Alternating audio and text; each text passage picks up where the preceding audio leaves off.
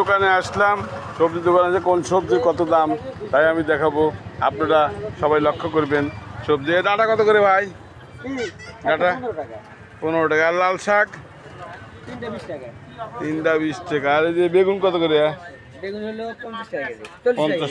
40 টাকা কেজি। এই বেগুনটি আমার লাগবে ভাই, 52 টাকা না পরে নেবো। আর এই যে এইগুলা পুঁই শাক 30 টাকা। আর এই যে 30 টাকা কেজি। বিসিএল আছে এত সস্তা হয়েছে, 30 টাকা কেজি। আর ওটা কত করে? আর ওই পাশে একই। আর ওই যে পাতাকপি 20 টাকা পিস। দেখুন সবজি দোকানে প্রচুর সবজি। এই খিরা কত করে? 50 টাকা কেজি খিরা। আর লাউ 30 টাকা পিস। লাউ তো সস্তা হয়ে গেছে, আগের দামে আর নাই।